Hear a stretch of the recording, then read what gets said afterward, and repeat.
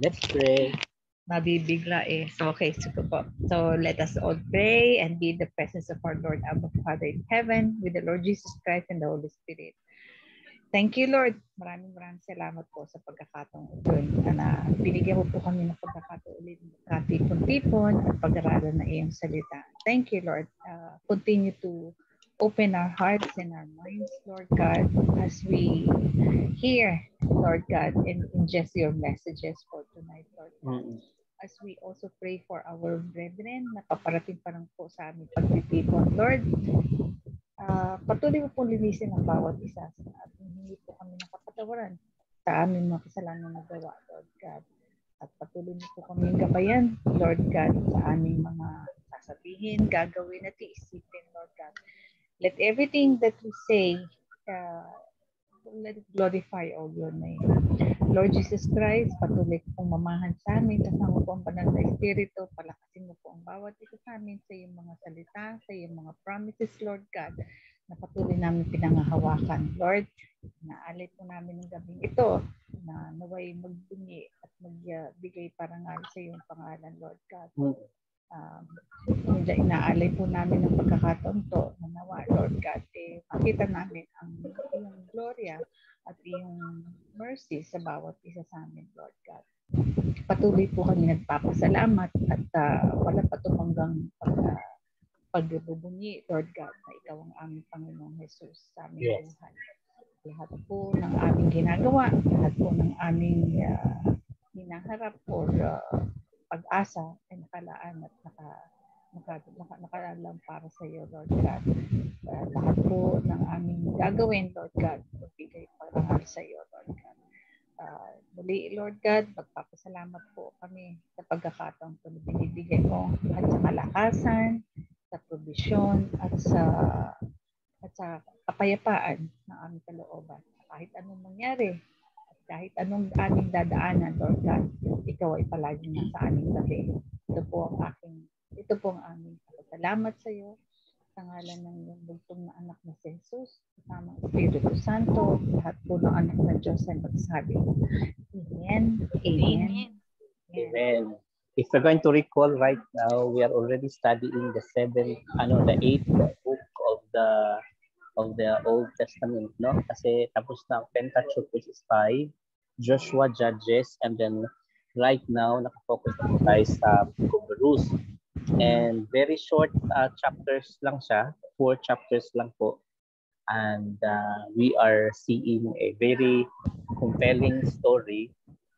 In fact, makikita natin na sa mga 7 feasts ng Israel, isa sa mga piyesta doon, yung Feast of Weeks or Feast of Pentecost, pinabasa ng mga Jewish yung Book of Ruth. Most specifically yung pamamanhikan, yung courtship. No, yung very siya, parang kagaya sa atin din na may mga traditions historically, and especially a celebration of redeeming a king. We call it kinsman redeemer. Kaya part talaga siya ng culture ng mga Jewish. Kaya nga yung festival na iyon ay talagang binabasa po silang mga literature. And part of it is yung Book of Ruth. Most specifically, yung tinatawag natin na yung love story ni Boaz sa kapwa ni Ruth. The memory verse today is found in Ruth chapter 1 verse 14. Ang nakalagay doon, if you're going to be in sympathy with them, talagang makabagbag damdamin. Kasi the scenario is both Orpha and Ruth and Naomi, naka-schedule na silang they are going to part ways. Ang nangyari po doon is that and at this they wept again. Ibig sabihin, close sila. No, I mean may closeness talaga. And then Orpha kissed her mother-in-law goodbye. Napakasakit sa damdamin, but Ruth clung clung to her, I mean to Naomi. Now, most of the time po ay will praise ang ang character ni Ruth doon na she clung to her mother-in-law instead of going with the flow na dapat mag-agree na lamang siya kay Orpha. Anyway, doon na lamang siya dapat sa kanyang land. Hindi na siya pwedeng kumbaga pupunta pa sa isang foreign country. But we also have to consider, I mean, the feeling of Orpha during the time. Kasi wala yata nag-praise kay Orpha. Walang nag-iintindi sa kanya. Especially po, kung titingnan natin, nung they wept again, I believe so Orpha also have that kind of share ng heaviness ng emotions. And at some point po, kapag ang tao ay too much heavy in the emotions, parang hindi rin niya malalaman talaga ang kanyang desisyon. Kasi unang-una, yung kanyang mother-in-law nagta-transfer din ng spirit ng depression in the very first place. Kasi una ang namatay yung asawa na si Elimelech. Tapos namatay naman si Chilion na asawa ni Orpha, and then namatay din si Malon na asawa ni Ruth. So tatlong heaviness of the heart, that there was no solution that turns the person into a depressing situation. Sabi nga ng movie na nakita ko, ganito yan. If you are emotionally disturbed, ang nangyayari niyan is that yung oxytocin ng katawan natin, nagta-transmit yan ng sensory interpretation towards our brain, and from brain nagta-transmit yan ng messages towards our motor bodies. Kaya ka nadidepress kasi yun yung dinidikta ng iyong isipan. However, the good news is you can eliminate this. Sabi ng illustration. In fact, it was the mother who is actually advising the son who have just gone through an emotional trouble. But we can really see that none of those biblical characters are exempted to such kind of heaviness. In fact, while I was actually reviewing the book of Genesis, si Jacob din turned Israel. Siya din po ay nagmo-mourning, especially nung pinagsinungalingan siya nung kanyang 11 sons na siya po ay 10 sons lang pala kasi si Benjamin yata naiwan na sa bahay. Ng kanyang 10 sons na namatay na ang kanyang favorite na anak. Meron pa kasing sinusuotan pa kasi ng ornate na robe. Tapos na naginip pa. So favorite niya actually. May mga ganun, no? May favoritism. So in Genesis chapter 37 verse 34, sabi ni Jacob na Jacob tore his clothes, put on sackcloth, and mourned for his son many days. Tapos sinubukan pa siya na and all his sons and daughters came to comfort him. Nagkaroon pa pala siya ng maraming daughters, Hindi lang na-mention ang pangalan. Came to comfort him, but he refused to be comforted. Sabi niya dito, no, he said, suicidal na siya. Sabi, no, he said, I will continue to mourn until I join my son in the grave. So his father wept for him. And take note din po, although makikita po natin na triple ang sakit sa kalooban ni Naomi, sa tingin po talaga natin ay parang sobrang talunan na ang kanyang emotion this time. And plus kaya nga siguro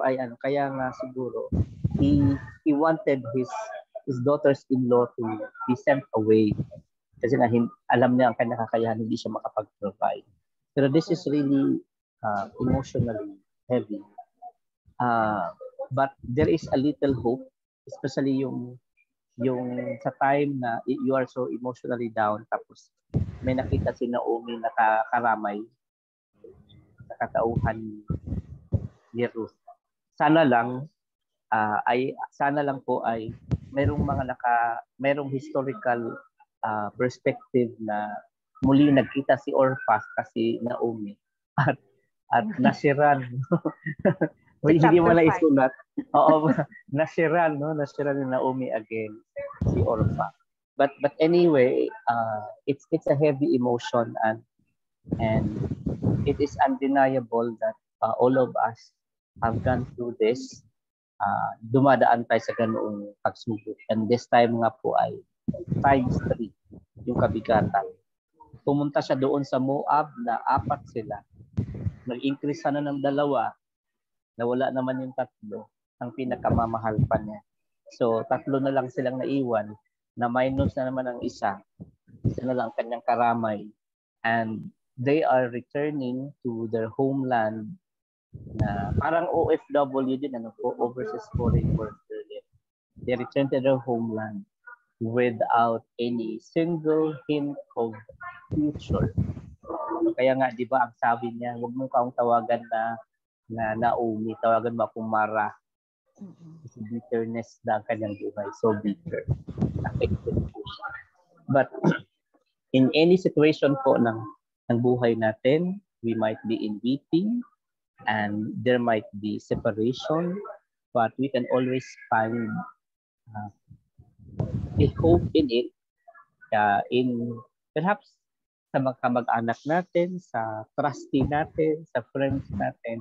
We will always be looking for that in our lives, in the midst of the weeping and emotionally disturbing, heavy situation in our lives. Thank you po. Amen. Ako, Pastor? Sa Ruth chapter 2, verse 12, ang memory verse is, the Lord repay you for what you have done, and a full reward will be given to you by the Lord, the God of Israel, under whose wings you have come to take refuge. Sinabi to ni Boaz, nagbigay ka na ng prelude. Okay? Sinabi nito ni Boaz kay Ruth. Okay? Kasi nakita ni Boaz kung anong ginawa niya. Knowing na, sabi ko nga, yung character dito ni Ruth is nung namatay lahat, asawa niya, at binigyan sila ng decision ni Naomi na bumalik na kayo sa Moab, okay, kung saan kayo manggaling. Hindi siya umalis sa tabi ni Naomi. Talagang siguro, doon mo makikita yung compassion niya na iiwanan mo tong mother-in-law mo knowing na ganyan ang sitwasyon niya. Si Orpah umalis, pero siya hindi siya umalis. Di ba sabi niya gan, I will never leave you. I will die, and I will go with you wherever you are, and your God will be my God. Doon mo makikita mo na she was ready to forsake her family. She was ready to forsake even siguro yung Moab na culture nila introduced, and go to a place. Di ba si Naomi nga, pupunta sila ng Gilgal, to a place na hindi siya familiar. So, kumbaga sa full trust ang ginawa niya.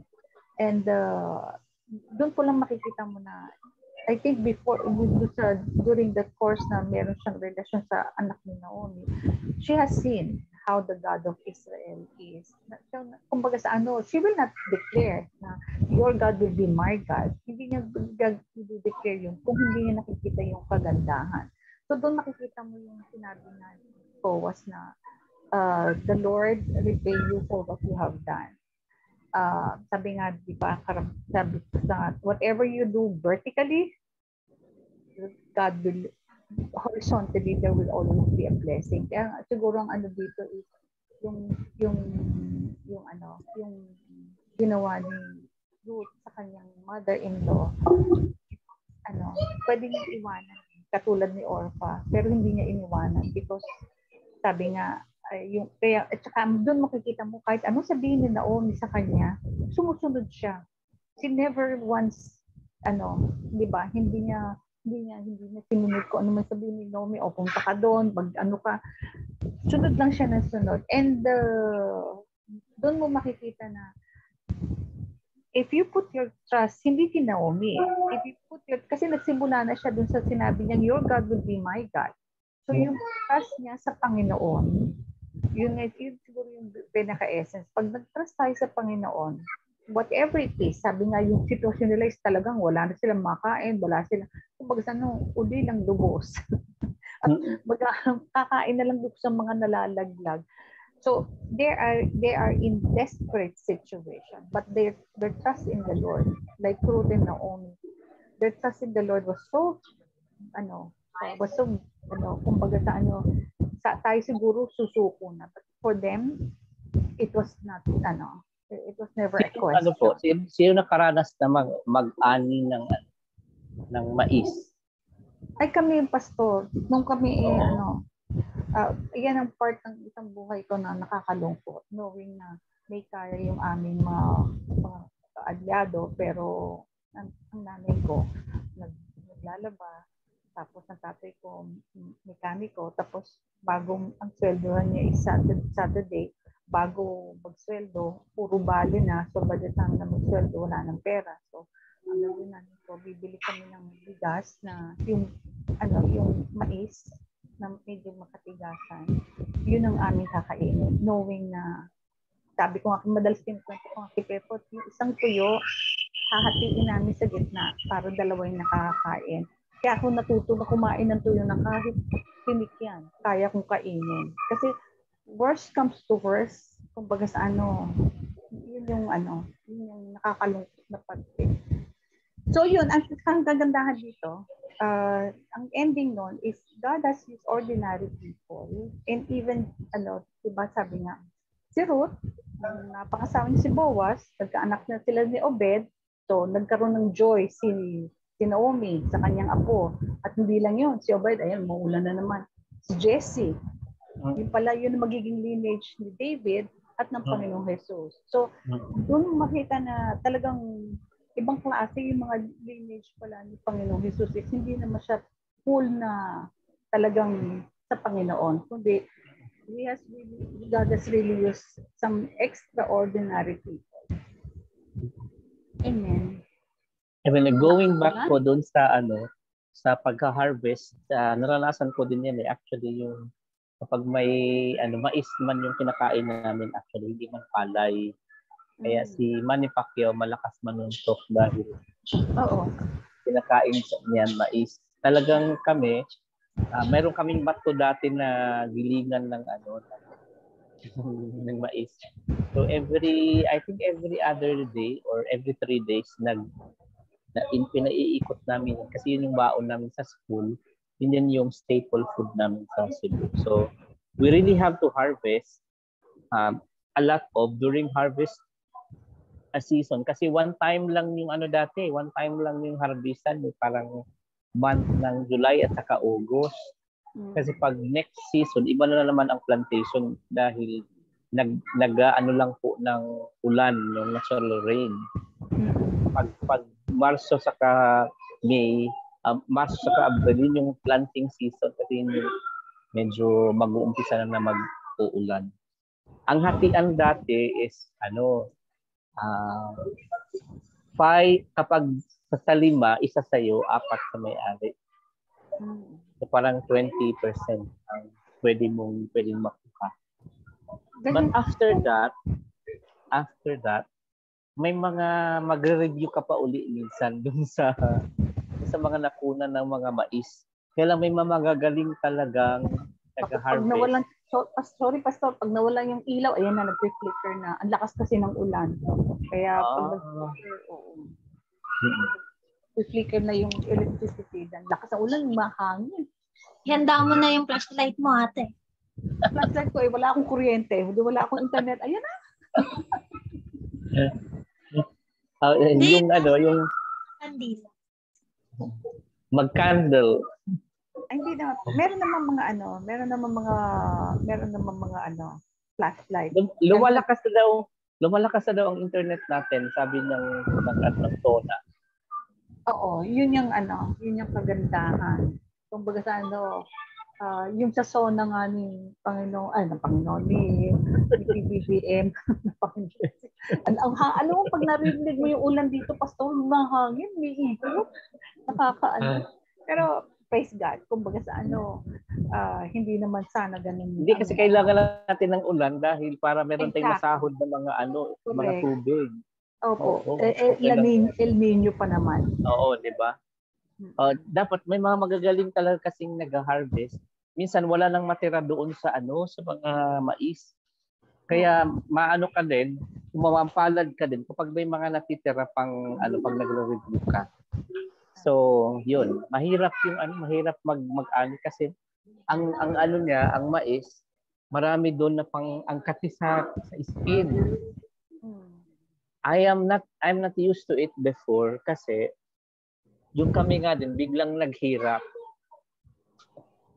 Yung nawala na ng trabaho si tatay, bigla kaming naghirap. Yung negosyo na nawala din ng kaya biglang naghirap, kaya I have to adjust. Ayan. So, punta tayo sa ating quiz master. Ako po nasakto sa mga sinabi niyo, yung sa akin naman yung pinakadulo sa Ruth 4 verse 14-15. Sabi niya po doon, and the woman said to Naomi, bless the Lord who has not left you. Bless the Lord who has not left you until this day a close relative. Sabi niya ganun. May his name be famous in Israel. Sabi niya po, and let it be your restorer of life, nourisher of your old age. And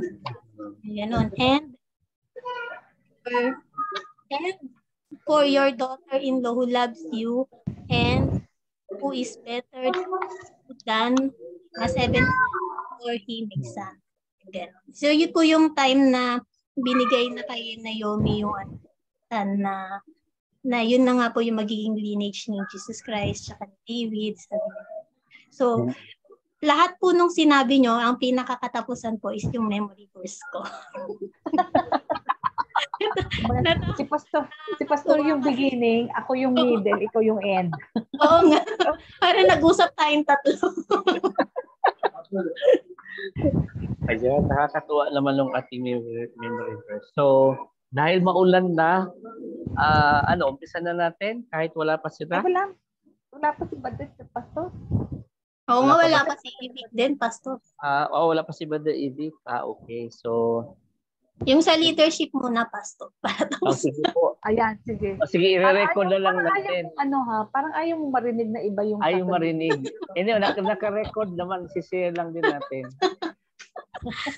Sa akin po, as effective leader, sa tingin ko hindi pa rin po ako effective leader. Malayong-malayo pa ako kumpara kay Ate Josie, tsaka kay Pastor, kay Ivy. Antayin ko sa akin. Antayin mo.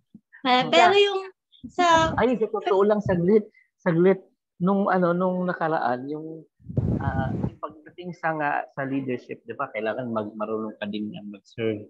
Dumadating talaga yung punto na na naiinis ka sa kaloob-loob.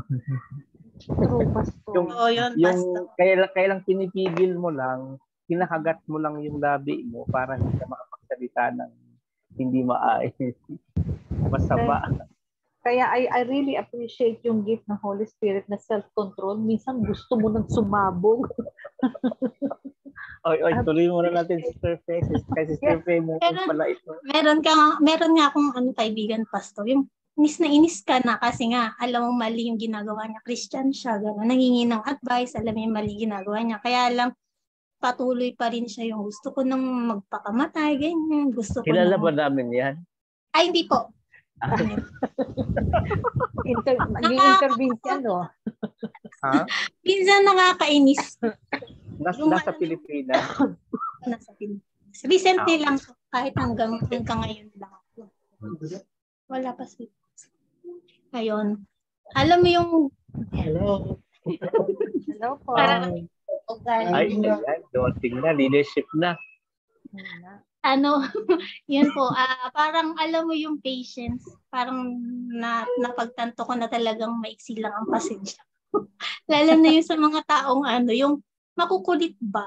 Sinasabi mo na ganito, na ganito. Pero pastor, hindi kasi ako yung nasa sitwasyon niya, kaya kahit naiinis ako, sige, pa rin ako kahit papano. Katulad, kanina lang po nagbigay ako ng verse sa kanya. Siguro bukas bibigyan ko siya ng mga kanta na sa family ko naman po, hindi naman po sobrang effective. Kaya lang kasi since panganay ako, so yung kumbaga meron akong authority na magpasunod sa kanila. So kahit naman po papaano sa observation ko, sinusunod nila ako. Nire-respeto nila yung position ko pag may sinabi ako. Ginagawa nila or sinusunod nila. Tapos nakikipag-usap. Nagsusumbong sila sa akin, ate si ganito, ate si ganyan. Kumbaga yung pagiging ate, nandun pa rin po. Pagka may kailangan, although minsan, syempre wala akong trabaho, so... Naririnig. Hindi, wala po kayo. Sabi ko, syempre, iba pa rin po kasi pag ate ka, pag panganay. Lalo na panganay po ako. So, yung ibang responsibility ng tatay, minsan binibigay. Katulad po yung sa bahay namin sa Taguig. So, yung responsibility ng ate-ate, nasa akin na. May mga, syempre, hindi mo maiiwasan po yun dahil wala ako, hindi ko alam yung ginagawa nila doon. So, may nagtatampong mga kapatid, so nagsusumbong sila sa akin, mga ganon. So, ang hirap po kasi syempre malayo ka, hindi mo makausap. Ang hindi ko lang po nagagawa sa kanila is yung mag-share. Although minsan, pagka nagpapasa ako ng verse sa group. Pero madalang po yun. So, dun sa spiritual, yun po. Hindi ako effective doon. Just to share something, yung auntie ko recently, actually they knew naman from childhood na I was a believer. So may mga attempts din talaga na they wanted to become a believer also. So far sa mga kapatid ng nanay ko, out of 7, 2 noon naging believer. Tapos yung pangatlo ngayon, nagkaroon ng curiosity nga na about the religion. And then ang nangyari, yung isang auntie din ay wala siyang pakialam doon sa pananampalataya. Pero yung anak niya, yung nasiran namin, yung napinsan ko, yun yung nagpapatuloy up to this time. So kung titingnan mo yung years, ang tagal na sa totoo lang. No, ang tagal na parang kailangan ko pang lumayo sa kanila bago nila ma-realize yung pangangailangan nila about God. Right now na hindi nila ako nakikita in person, they wish lang na pupunta ako doon. And then kapag pupunta ako doon, very short ang period. This time pa lang sila nagkaroon ng conscience about God. So, I believe so. Yung pagiging effective natin sa ating leadership, kapag sinamahan ni Lord, maging effective talaga yan, kagaya ni Joshua. Kasi we can see nga, di ba, nung kahit sa pakikipagyera, tinutulungan sila ng mga angelic being to help them. So, when today, we recognize that we have limitations like that, and when we ask the Lord for assistance, for His help, then He is there to rescue us and to help us, to motivate us also in the aspect of leadership. Most importantly, yung ating goal to be able to share the gospel to our family members. Thank you po for the honesty. Punta tayo kay Brother Ivic. Welcome po sa ating memory verse. Book of Ruth. Ganda ko. Sa susunod na lang. Sunod. Okay, no problem. Ano ang update kay Brother Ramil? No problem. Nagpa-check up kay Brother Ivic? Nagpa-check up ng Sa kayo galing pala, nahuli kayo sa office? Nag-loading kami ngayon eh. Okay. Nagpa-check up kami nung isang araw pa, last week pa. Okay. Kung anong Diyos, nag-normalize na yung aking uric acid. Mhm. Anong ininom mo na herbs? Hindi, yung parsley. Madalas ang parsley ko ngayon. Yung ginagawa mo na ano? Tsaka yung ginagawa ko siyang salad. Ginagawa ko siyang tea. Tsaka kami ngayon, mga basta cucumber, turmeric, mga ganun kami ngayon. So, kaya pala ay pinatigil na ng doktor ko yung gamot at pa-check up daw ako next month. Tignan natin kung hindi naman siya tataas. Tuloy-tuloy nang itigil ko muna. Pero kung nasa observation period pa. So, pero sabi niya, itigil mo na kasi ang normal ay ang minimum is 2.6. Nag 2.0 na ako. Ibig sabihin, below the normal na yung uric acid ko. Praise the Lord. Nasaan ang aking ballpen? Magpapa-exam na si Mayor. Saglit. Wala pa sila ba dates? Yeah. Okay. Ako naman po yung test ko, kailangan kong uminom ng gamot kasi mababa ang hemoglobin ko.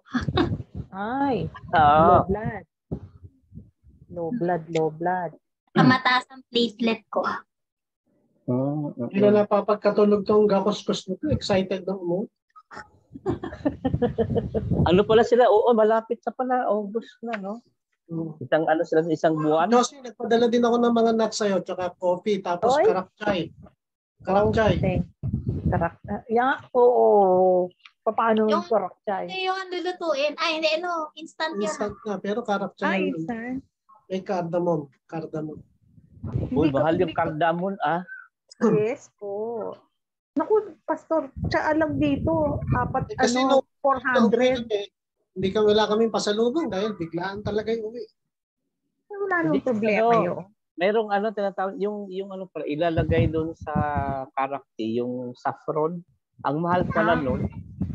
Pastor, pag pumunta ka sa supermarket, naka-lock and key yun. Mga saffron nila. Kaya nga dito din, naka-lock key. Oo, para siyang sigarilyo kasi nakalagay lang na gano'n eh. Oo. Kaya dapat pala magtalim tayo ng saffron.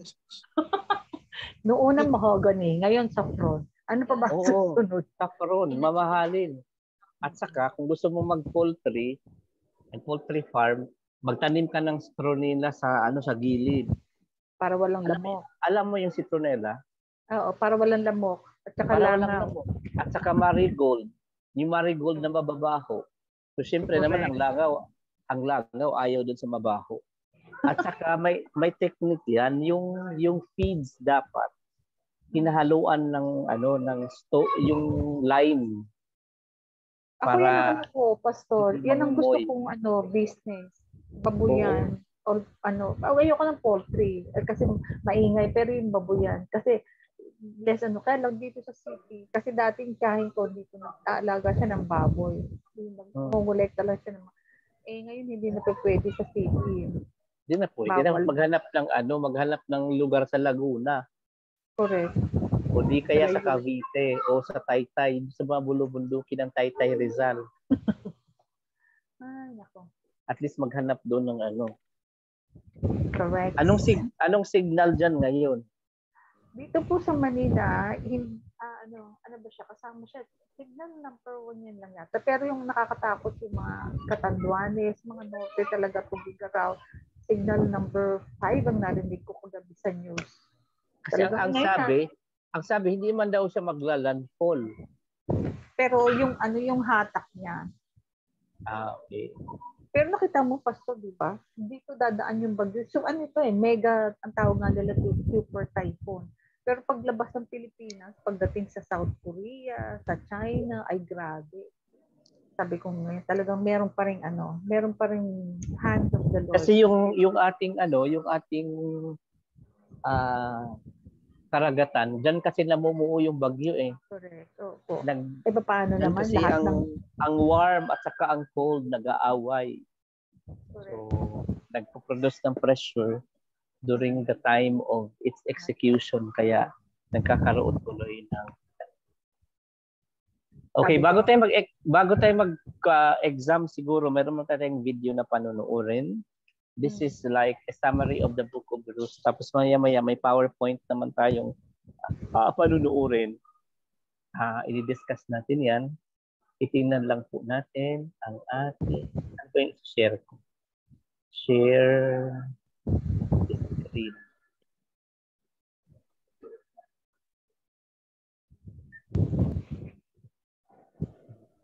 Turn on.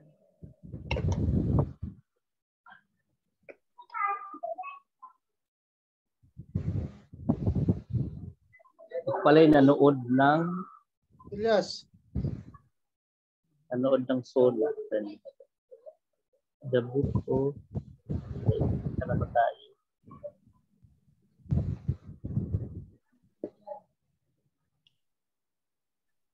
Ito ba?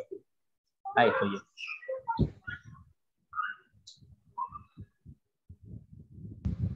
The Book of Judges.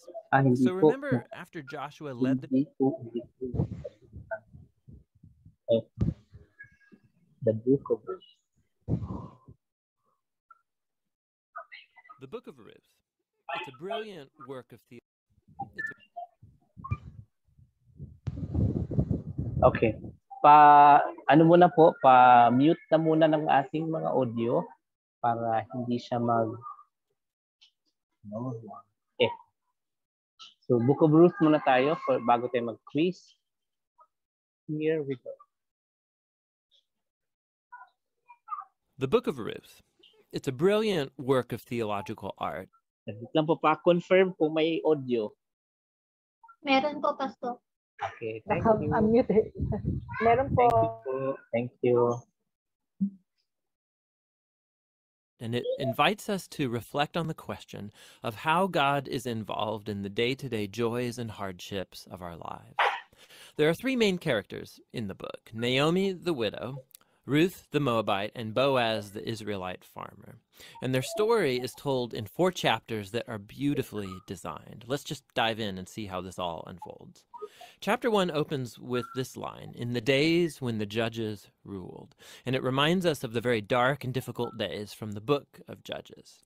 And here we meet an Israelite family in Bethlehem, struggling to survive through a famine. And so in search of food, they move on to the land of Moab, Israel's ancient enemy. And there the father of the family dies, and the sons marry 2 Moabite women, Ruth and Orpah. And then the sons, they die too. And so they leave only Naomi and these new daughters-in-law. And so Naomi, she has no reason to stay anymore. And so she tells her new daughters-in-law that she's moving back home. And Naomi, she knows that the life of an unmarried foreign widow in Israel is going to be very hard. And so she compels the women to stay behind. Orpah agrees, but Ruth does not. She shows remarkable loyalty to Naomi, and she says, "Wherever you go, I'm going to go. Your people will become my people, and your God will become my God." And so the two of them return to Israel together. And the chapter concludes with Naomi changing her name to Mara, which means bitter in Hebrew, and she laments her tragic fate. Chapter 2 begins with Naomi and Ruth discussing where they're going to find food. And it just so happens to be the beginning of the barley harvest. And so Ruth goes out to look for food, and it just so happens that she ends up picking grain in the field of a man named Boaz, who just so happens to be Naomi's relative. We're told that Boaz is a man of noble character, and he notices Ruth. And so after finding out more about her story, he shows remarkable generosity to her. He makes these special provisions so that the immigrant Ruth can gather grain in his field. And in doing so, Boaz is actually obeying an explicit command of the Torah to show generosity to the immigrant and the poor. Boaz is so impressed by Ruth's loyalty to Naomi. He prays for her that God will reward her for her boldness.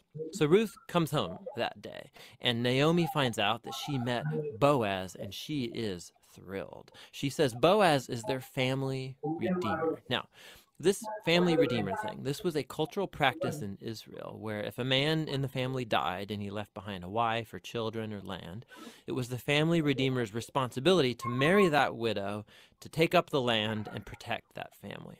So Naomi, she begins to hope that perhaps there might still be a future for her family. Chapter 3 begins with Naomi and Ruth making a plan to get Boaz to notice their situation. So Ruth is going to stop wearing clothes of a grieving widow, and she's going to show signs that she's available to be married. And so Ruth goes to meet Boaz on the farm that night.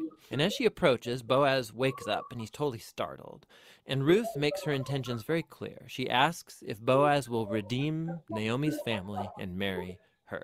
Boaz is once again amazed by Ruth's loyalty to Naomi and her family, and he calls Ruth a woman of noble character. It's the same term used to describe the woman of Proverbs 31. So Boaz tells Ruth to wait until the next day, and he will redeem both Ruth and Naomi legally before the town elders. And so the chapter ends with Ruth returning to Naomi, and they marvel together at all of these recent events. In chapter 4, it all comes together. It turns out, at the last minute, Boaz discovers there is a family member who's closer to Naomi than he is, and he's actually eligible before him to redeem the family. But at the last second, this family member finds out that he's going to have to marry Ruth, the Moabite, and so he declines. But Boaz, remember, he knows Ruth's true character, and so he acquires the family property of Naomi, and he marries Ruth.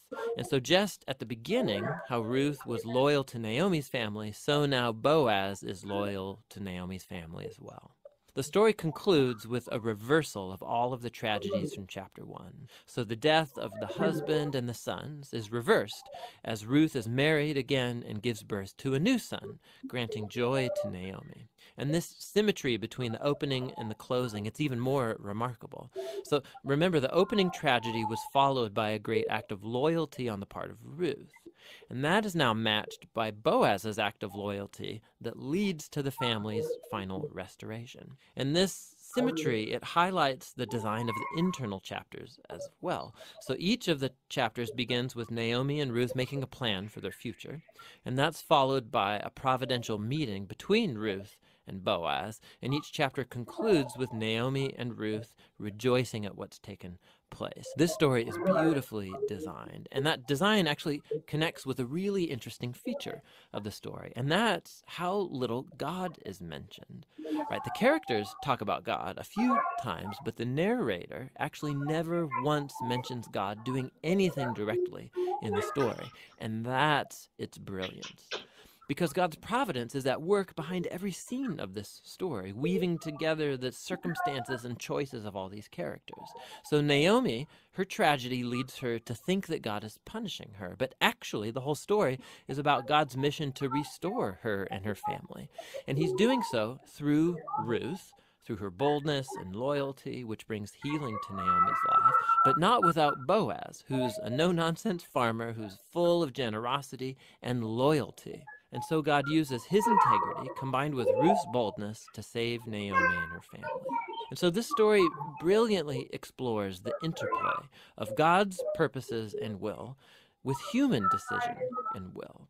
God weaves together the faithful obedience of his people to bring about his redemptive purposes in the world. And that leads to the real end of the story.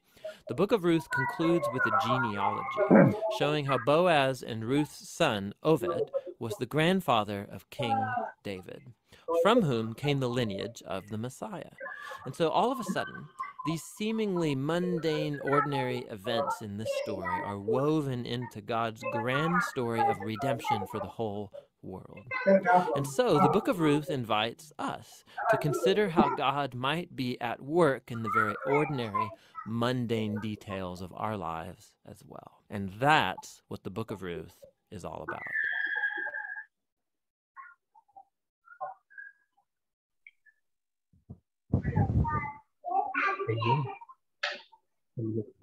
Balikan natin.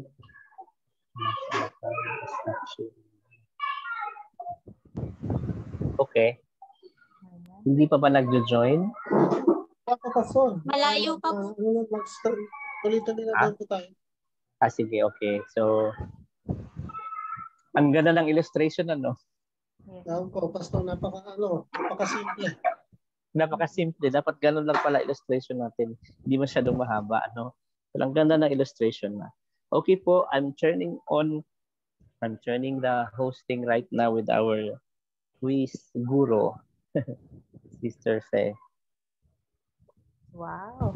Talaga Wow. naman. A for effort talaga. May mga ganyan. May mga Correct. ganong ano. Nakaka-pressure. Oo, yung mga pangalan. Correct. Out na ako doon pag may pangalan. Sige po, umpisa na natin. Question number 1. Ayan. How many wives did Esau have? Alam niyo yan. Letter A, 1. Letter B, 2. Letter C, 3. Letter D, 4. Letter C ako. Letter C. Nagaya ko. Ito po, nakalagay po yung verse sa Genesis 36 verse 2. Ay, nawala yung sagot. Answer is?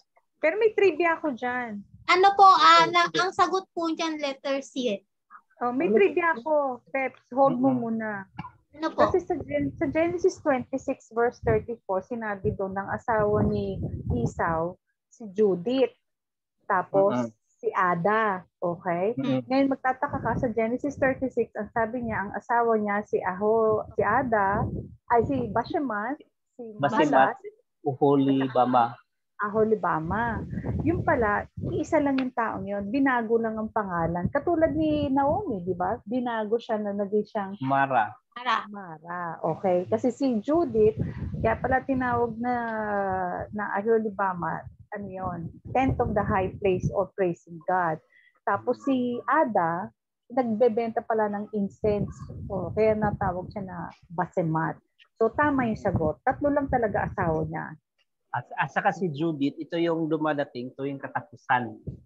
Oo. Ayun, di ba pastor, yan yung nagbigay si Judith at saka si Bashemat, yun ang nagbigay ng sama ng loob kay Rebecca. Yeah, oo, kay Rebecca. Yes. Okay, Rebecca, no? Mga daughters-in-law. Yes. Tapos gusto pang sulsulan, gusto pang parang palalain pa ni Esau ang kanyang ang kasabaan ng kalooban ng mother niya.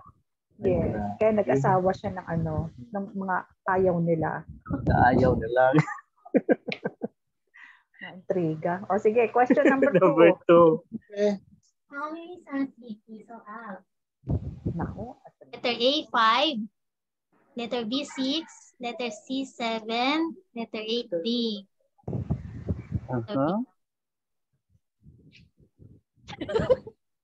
Ilan po? Ano? Sons. Sons. Si Esau. Ito. Ilan Okay. na ang lalaki? Anong letter D? Ano yung letter D? Ilan? 8 po, 8. 8. Makikita yan sa 5, 6, 7, 8. 5, 6, 7, 8. chapter 36 verse 4 and 5. Makikita sa chapter 36 verse 4. Ilan po? Hindi, di ba? Parang Parang 12. Si Esau lang po yung okay. sa tatlong asawa niya. Okay. Parang letter A ako. Kawate. How many sons did Esau have, pastor Kay Ada, 5 na yun Diba? Tapos kay Aholibama, 3. Hindi si Ada. Oo. Ang son niya si Eliphaz. 5 pala Yes. 5. Yes. Letter 5. Number 5. Ang sagot po ay letter A. Letter A. Yes. Basahin ko po. Sabi niya.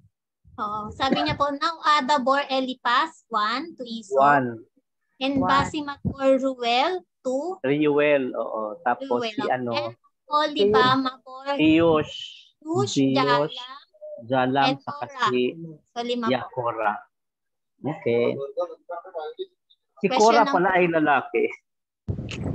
Yes. Akala ko babae. Si Ana din lalaki. Question number 3 po, what son did Timna, the concubine, bear to Eliphaz? Okay, sige. kailangan i-fill in the blank? Hindi po, lahat po may choices. Okay, sige Letter po. A, Edom. Letter B, Horite. Letter C, Amalek. Aha. And Letter letter D, C Anak. ako. Letter C. Letter D. Diyan pala galing yung mga Amalekites. Oo. Okay, Edomites. Ayun, no? Oo. Yung Amalekites. Si Amalek. Amalekites. Ganyan. Di ba yan yung sinabi ng Panginoon na wag mong gigirahin yung mga Amalek? Kasi kamag-anak mo. Oh, yes. Question number 4. Where makikita po siya sa Genesis 37 verse 13. Where did Joseph's brethren go to feed their father's sheep? A, Shechem. B, Dothan. C, Seir. D, Egypt. Paano yun? Okay. Saan po nila pinakain yung sheep ni Jake? Where did Joseph's brethren go to feed? Ano yun? Yung pangalawa o yung una? Yung huli, pastor. Ha? Yung huli na. Yung unang paraan. Nasa 37 verse 13 po yun. Yung una yun? Yung una po. Yung una. Yung una, Shechem. Hindi, pastor. Kung saan siya nagpakain. Yung una ba? Una yan. Verse 37 verse 13. Shechem. Pangalawa yung Dothan. Oo. Tama po, Shechem. Letter A po ang sagot. Sabi niya po doon, then his brothers went to feed their father's flock in Shechem. Okay. Question number 5. Who proposed to sell Joseph to A, Judah, B, Reuben, B, Gad, D, Naphtali? Letter A. To save him. Kasi him po yung si Reuben pala yung papatay. Oo. Si ano pala yun? Si Judah. Si Reuben pala yung papatayin. Oo. Hindi si Reuben, no? Ihulog lang sa sister.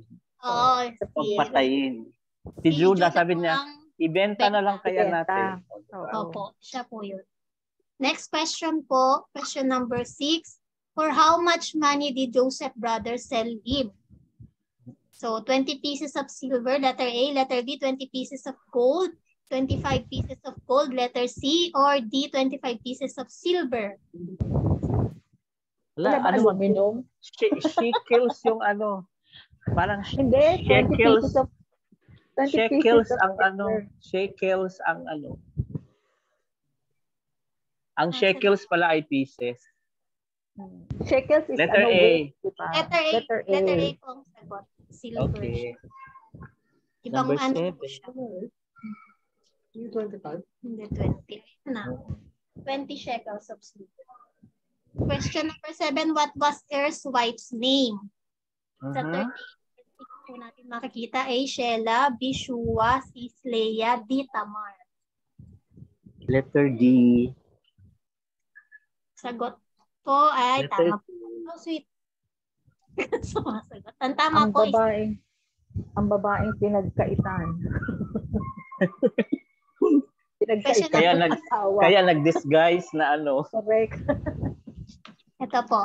Why did God kill Onan?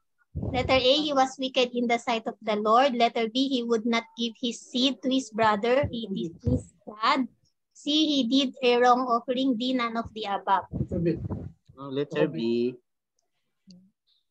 Josie, yan. Tama po kayong lahat. Letter B po ang sagot. Okay. Pinapon niya sa lupa. Grabe, no? Question number 9 po. What pledge did Judah give her until he sent the kid? Ito po yung time na yung pumunta si Tamar sa isang. Ano yun? Tatlo o isa lang? Letter A po, signet. Letter B, bracelet. Antay mo, pastor. Letter D, all of the above. All of the above. All of the above. All of the above. Yes. Next po, question number 10. What was the name of the baby with the scarlet thread upon his hand? Gold. Yun po yung nanganak. Yes. Di ba? Yung nanganak. Yung isa po. Sino po dun yung baby with na nahuling lumabas na nilagyan ng scarlet red. Anong pangalan niya? Si Potiphar, si Judah, si Perez, or si Zara? Letter D. Zara. Zara po, Zara. So, di ba yung si Perez po yung nauna, sumunod si Zara. Oo. Si Perez kasi Pero naunang lumabas yung kamay ni ano. Opo, ni Perez. Pero ano siya, tapos nung binalik yata. Oo, ginanon niya. Okay. Lesson number 11, how often did Potiphar's wife speak to Joseph? Letter A, day by day. Letter B, every other day. Letter C, every week. Letter D, every month. Day by day. Day by day. Grabe. Masidhi. Tama. Guwapo siguro to si Joseph. Question number 12. What did the butler see before him in his dream? Yung butler po Butler. Letter A, bread. Letter B, vine. Letter C, flower. Letter D, crow. What? Ano? What did the butler see before Butler. him in his dream? In his Anong dream. butler? Di ba yung pang ano yun? Akala ko baker. Butler po, butler. Butler. Kailan na po ang version po ginamit? Butler? 49. But what did the butler see before him in his dream? Butler. Anong cupbearer? Iba yun. Siya pa rin pastor, pero Siya yun, yung pastor, nakita niya. siya yun. Oo, Yung cupbearer siya yun? Opo. Yes po. Siya yung cupbearer? Opo. Pero yung okay. dream niya tungkol sa vine. Okay, sa vine. Letter B po ang sagot. Sa vine. Okay. Na 13. What did the baker, ito naman po baker, have upon his head in his dream? Yung nasa ulo niya po 3 white basket, 3 brown basket, 3 white chocolate, 3 brownies. Wow. Hala. Brownies ako. Brownies. Baker eh. Ano ba yung 3 white baskets? Ano yung basket? 3 white Di ba basket. yun?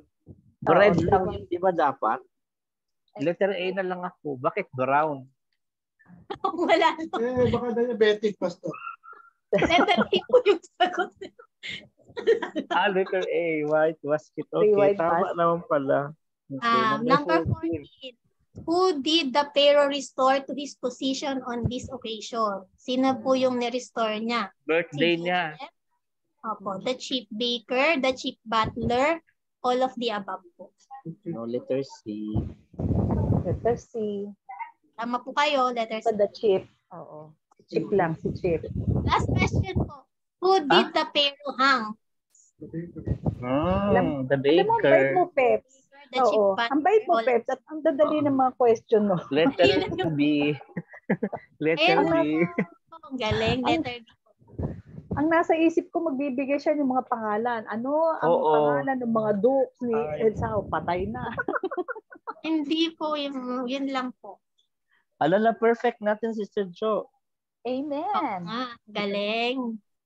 Na-perfect Hindi lang natin. po yung aking mga questions. Pero Perfect dito, natin Pastor, Yes. yung binabasa ko to, nakalagay doon, and Isa, yung descendants, yung genealogy ni Esau. Kasi nakikita natin, mga anak na lalaki. Dito, hindi nila talaga binibigyan ng yung importansya yung mga anak na babae, no? Kasi si sons and daughters. Ang nasa isip ko, baka asawa ng mga anak, pero hindi eh. Maski di ba yung... Si Timna, nandun si Timna. Hindi. Si Timna? Siya? Si Timna is yung concubine The ni Eliphaz. concubine of Eliphaz. Oo. Kaya nga, Tapos dito siya? Kapatid siya ni Lutan. Na anak pero, ni Seir na pero Haita. dito, ang binibigyan talaga ng importansya is yung mga lalaki. Kasi yung mga anak niya, di ba? Si Esau, si Jeush, si Jaalam, si Korah. Si Korah ba, babae, lalaki, sons eh. Di ba? These are the sons of Meron na dyan. Kanina, nung nagsasaulo ako, especially yung mga sons of Dushan, yung naalala ko yung Hamdan Street sa Abu Dhabi, kaya ang pangalan kasi si Hamdan, no. Alalahan ko lang si Hamdan in case na isasawa ni Sister Faye. Islang ko na lang. si Hemdan. Mahirap po kasi mag-memorize ng names. Oo nga, kaya. Tapos meron ding pangalan doon na, di ba yung ang tawag nito yung mga kings ng yung mga kings sa Seir ba yun? May pangalan na si Hadad. 18. Dalawang Hadad doon eh. Yung Hadad na ang city niya Puwa, tapos may asawa siya na may Hilalil ba yun? Tapos daughter daw siya ni Matred. Daughter pa siya ni Nisahab. So napangasawa pala. Basta din napangasawa pala ni Isaw si yung kanyang pamangkin, Oo, si kasi di ba Oo. Yung anak ni Pamangkin niya Ishmael. kasi di ba kasi kay Ishmael si Basimat. So si Basimat naman madaling matandaan kasi kung gusto mo yung math, lagyan mo lang ng lagyan mo lang ng base. Pa-share na po ng ating screen. Thank you. Ito na po. Okay, so bigla lang tayong maaalaala ng konti, tapos na po tayo sa Pentateuch at nasa historical books na po tayo. Nasa pangatlong historical books na po tayo ng Old Testament, Joshua, Judges, Ruth. So have your time memorizing the books of the Old Testament. So naman pag natapos natin to hanggang Malakay ay matatapos na natin agad-agad ito. So hindi naman natin masyadong patatagalin ang kada book. Sisiguraduhin lang siguro natin na in one session matatapos na natin ang kada aklat. Kindly press please. Today we are going to be studying the book of Ruth. Okay. Press lang po tayo. Ang author niya traditionally according to nagmamadali. According to tradition ay si Samuel. Pero may mga tradition din na nagsasabi na part of it ay nasulat noong pag-appoint kay David as king, and parang gusto din nating paniniwalaan dahil unang-una kalahi po ni Ruth si David dahil sa pagpangasawa po ni Boaz kay Ruth. Naging Obed, naging Jesse, saka po si David. Ang ibig sabihin ng Ruth, kapag may kakilala kay na Ruth, ang ibig palang sabihin yan ay Friend. Ang ibig sabihin ay friend or companion. Okay? Ang galing Yun pala yung ibig sabihin ng pangalan mo. Ano ibig sabihin ng pangalan mo, Sister Fe? Pastor, yung pangalan ko, 3 pangalan. Sige. Ng nanay, tatay ko, Manuel. Yung kapatid niya, Remedios, Rick. Yung Feli. Kaya 3 pangalan ng magkakapatid ng tatay. Maris. Dapat alam natin yung meaning ng pangalan natin. Na-research ko na dati, di ba? Oo. Pareho kayo ni that baby. Maria. Oo. So, sa akin naman madali lang ang simplisyo i-define eh. So, okay lang. Ituloy natin, i-press na po natin. Sige po. Ang key verse natin is sa Ruth chapter 1 verse 16. It was emphasized in fact by Sister Josie. Yung sinabi po, ito yung parting ways. Karugtong po ito nung time na kung saan na naghiwalay si Orpha at saka si Naomi, and then with Ruth. Pero nanatili si Ruth kay Naomi, kaya nga ang sabi dito with so much of the convincing, ang sabi po ni Ruth sa kanya, do not urge me to leave you or to return from following you. Sabi niya, for where you go, I will go, and where you lodge, I will lodge. I believe so. It's so important to put emphasis on the word lodging. Parang ano lang to, parang nangungupahan ka sa mundong ibabaw na you are recognizing that you are not going to be permanent here. Nagbo-board and lodging lang tayo sa mundong ito. And more thing Pero that is so... siguro depende rin yan sa biyan. Kasi siguro mabait na biyanan si Nayo. Correct. Kasi kung yung biyanan mo terror, bakit ka masasama? Iiwanan niya. Diba normally yung magkaaway yung biyanan tsaka manugang? Hindi normal. That's the usual talaga ngayon, no? Yung laging gano'n. Kahit na Christian yung yung biyanan, yung may mga ganun talaga, may altercation talaga nangyayari, mainit talaga ang ulo. In fact, ngayon nga po, ngayon nga po, I am struggling, especially this time, in counseling a mother-in-law na mayroong rift with the son-in-law.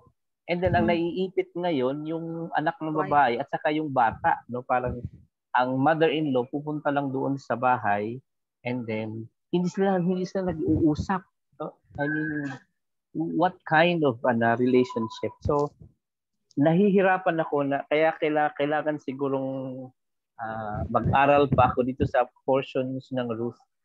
I-discover pa natin yung secret paano napaamo ni Naomi si Ruth na talagang yung loyalty ay nakuha niya na even though foreigner po itong kanyang daughter-in-law, talagang effective ang kanyang leadership. Correct. Especially doon sa kanyang sphere of influence, no? At saka naipasok yung natin na pinag-usapan natin na effective yung kanyang leadership under the sphere of her influence to a point na kung saan ay nagkusa ng loob talaga si Ruth na sumama. Siguro, Pastor, maisingit ko. Nung nagsabi niya sa Naomi na, sige, balik na kayo sa pamilya niyo.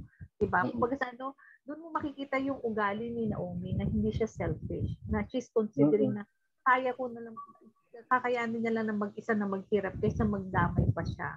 Kaya siguro doon makikita mo yung ugali niya. Siya, favoritism. Hindi nawawala yan sa Bible. Kanina lang pinag-usapan namin si Israel. Kaya si Orpa sumama. Umalis na. Si Joseph. Sama kayong dalawa. Pero kung bababasa po, umatras po tayo, Brother Ivic, yung kaninang memory verse ko po, pati si Orpa, nag-wept din nalungkot din siya Nalungkot din siya. Mabait talagang biyanan si Manugang. Dapat pala ipag-pray natin na yung mga biyenan natin ay mababait. Kumusta mga biyenan natin? Mabait yung biyanan ko pag tulog. Ako hindi relate. Ako no relate. Hindi, yung biyenan ko mabait. Yung tatay at saka yung yung lalaki at saka babae. Pagka dumating ako sa bahay, ako man yung pinagsisilbihan ng pagkain. Mas mahal ka pa minsan kaysa doon sa anak. No, Pastor? Hindi naman. Parang lang din. Although they are believers kasi, yung yung namanhikan nga ako dati, ako lang mag-isa. Yung kasama tatay ko. Ako lang mag-isa. Tapos wala akong pera. Talaga naman. Okay, press please. Okay. Somewhere along the way ay naisulat po ang Book of Judges between the period of 1335 to 1050 BC. According to Judges, according to the Judges, Ruth chapter 1 verse 1. Kaya nga yung pangyayaring ito ay intersecting doon sa panahon ng mga Judges. Ang nangyari nga po ay kagaya po ng mga time ng mga patriarch, kina Isaac, kina Abraham, may famine din. Kaya kailangan ka rin sa Bible, talagang kumbaga hindi siya basta isiningit lang Kumbaga talagang kasunod siya ng Book of Judges. Kasunod siya ng Book of Judges na libro, pero yung events nag-i-intersect. Parang kagaya ng Book of Joshua, may intersecting din during the time of the Judges, yung mga pangyayari. Kaya nga, ito lang, continuous siya, no? Yeah, separate siya as a book kasi if you're going to be recalling the presentation kanina, parang very seldom nga na na-mention si God Si dito sa Lord. Book of Judges. Mm. Pero Yes, he is in his action from the parang behind the curtain. Behind. He is all the way from the very beginning towards the end na i-reconcile, i-redeem si Naomi in her situation. And at the same time, i-reveal para sa atin yung cultural background na may messianic promise about kinsman redemption. Kaya magtataka ko kung bakit siya kasama sa Bible. Yung pala, pagdating na ni end yung genealogy. Pero dito, Doon natin. Pastor, dito makikita mo na, sabi mo, di ba, God was never mentioned dito sa book. Seldom it was mentioned. Yun lang yung Pero dito mo makikita na, minsan, ganun tayo, di ba? Yung katulad ni Naomi, she changed her name to Mara to show her bitterness. Knowing na akala niya pinagkaitan na siya. Not knowing God is making a way, di ba? Up to the end, mas magiging babalik yung joy niya. Siguro yun ang aral sa atin minsan. Kapag inaano tayo ng mga problema is wag. Pag dahil God is doing a way for us. Okay. Kilalanin po natin yung mga iba-iba pang tauhan kasi kanina ang na-mention doon sa ating presentation, tatlo lang yung major characters. I-mention lang si Naomi, si Boaz, at saka po si Ruth. But this time, meron tayong may Elimelech dyan. Merong Kilion, merong Malong. Saglit lang po. May talaga may kaso. Okay. Press lang po, Sister Fe. Okay, may Elimelech dyan. At saka mayroong pong si Naomi na asawa ni Elimelech. At meron siyang dalawang anak, si Malon at saka si Kilion. Sila po ay galing sa tribo ng mga Ephraimites. So, Ephraim.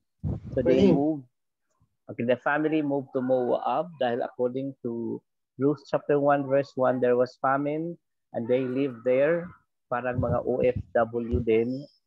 Pero namatay po ang asawa ni Naomi na si Elimelech. Pati yung kanyang dalawang anak ay nag-asawa. Ang asawa ni Orpha ay si Kilion, si Ruth naman ay si Malon. Pero about 10 years namatay din ang kanyang mga anak na walang apo, no? Walang apo. So mahirap ito, no? Press lang po, tuloy. Maritan. Okay.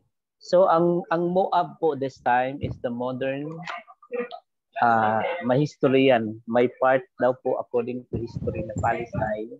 Pero ano na po yan ngayon? The modern Jordan. And even prehistorically, mayroong continuous conflict. And even up to now, I remember one time yung dating office namin.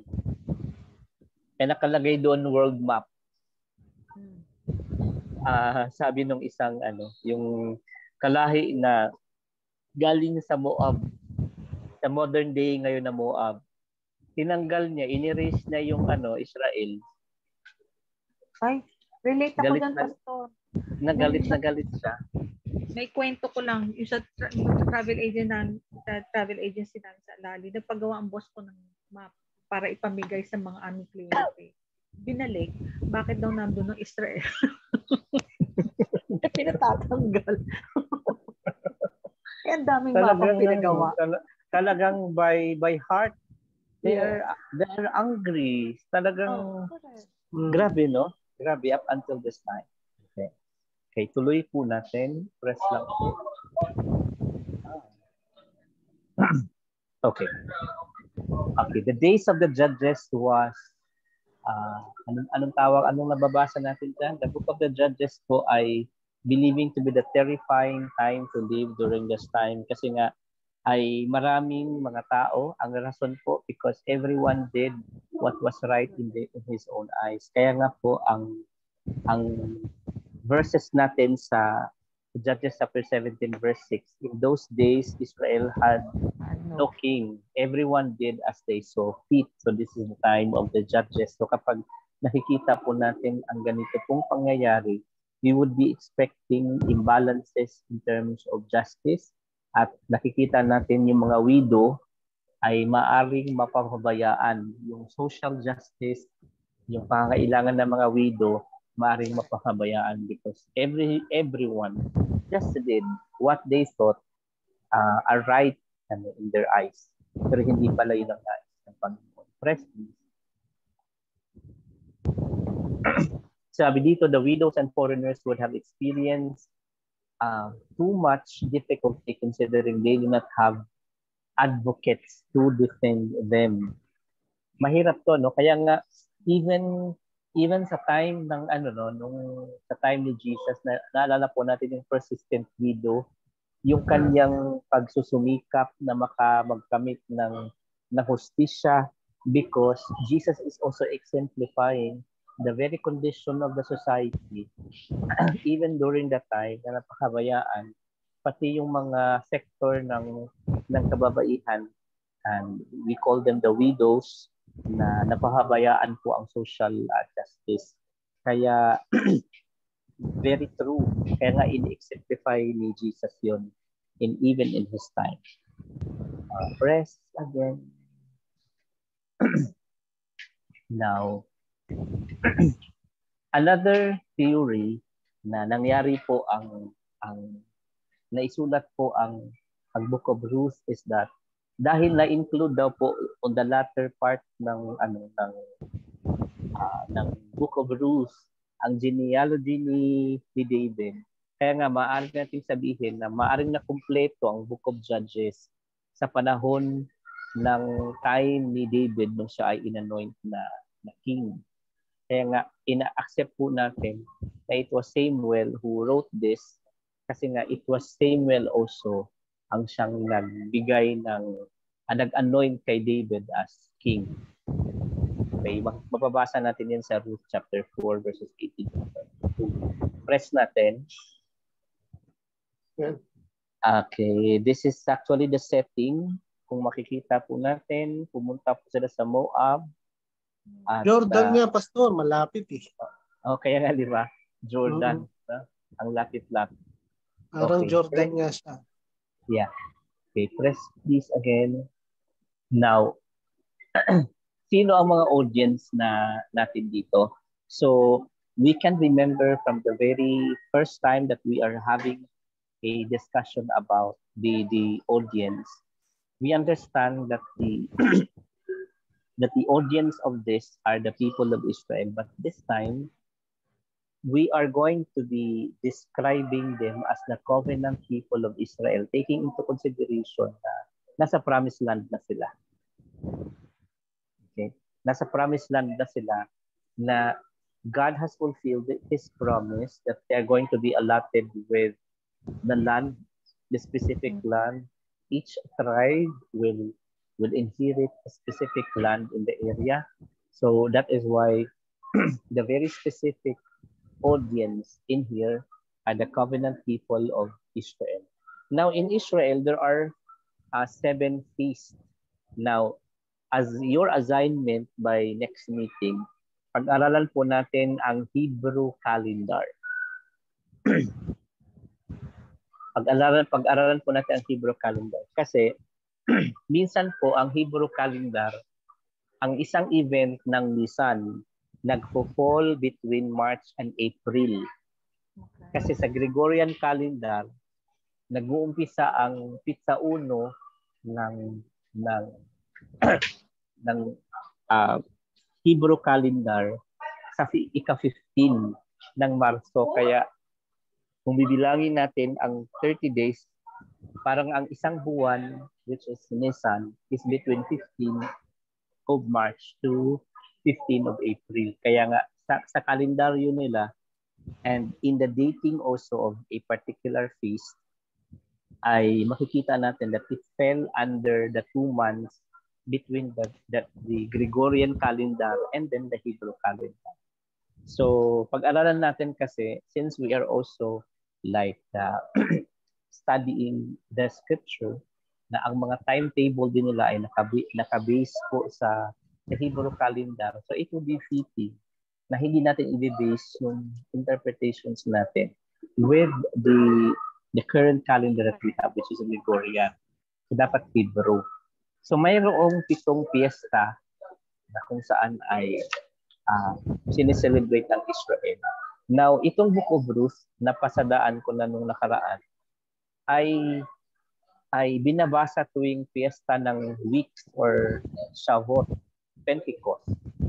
No? So, siya po ay binabasa most particularly yung love story, yung redemption story, yung kinsman redemption story ni Ruth at saka ni Boaz. Kasi for them, perhaps, they consider it to be historically true, yet it retains like the cultural practice of the Hebrew people in terms of redeeming a king. And the redemption really is being commanded even in the previous like ordinances of the Word of God. That is why, if you remember, in Genesis, saan yun? Yung di ba namatay si sinabihan siya ni Judah na sinabihan si Onam sinabihan ni Judah si Onam that to sleep with Tamar, and then ayaw ni Onam kasi nga siguro yung honor hindi mapunta sa kanya. So and God saw it to be wicked in his sight. So that is why ayaw niya, no? Kaya nga namatay din siya. So natakot si Judah, no? Hindi binigay niya, si Sheila. hindi na binigay si Sheila kasi baka mangyari ganun din. Mangyari. Okay. Now, in addition to that po, sa pag-aaral natin ng Hebrew calendar ay idadagdag po natin yung mga piyesta. Saan ba siya nagpo-fall? Including the name of the calendar ng Hebrew at saka po ng Gregorian. Okay, press tayo. I think nandyan yung sample. Ayan. So the Feast of Pentecost, the Orthodox Jews read the book of Ruth annually in remembrance of Ruth's betrothal to Boaz. Nakalagay naman pala, pero sige, i-press mo na para next na.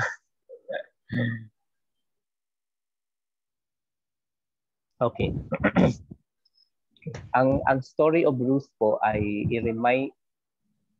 it reminds readers of God's covenant faithfulness to David and provoke adoration for Jesus, the greater David, who brought about the ultimate redemption. Okay, yan po yung pinaka-end part ng story about why the book of Ruth was written and was written. Press this. Number 5 na po tayo siguro. Okay, number 5. Key terms and okay, key terms. Ano ngayon nakasulat sa gilid? Phrases po. Key terms and phrases. Key terms and phrases. Nakasulat po doon yung 3 times na mention lagi ang word na kindness. And then yung redeem marami, 23 times. Now, this is one thing that we are going to be including in our study sa book.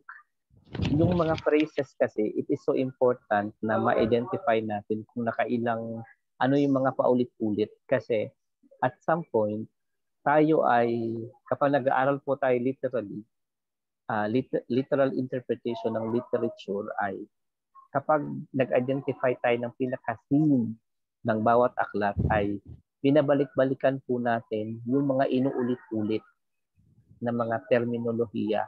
And this is how we will be able to identify the key words or yung intention kung ano yung nais ng iparating sa atin.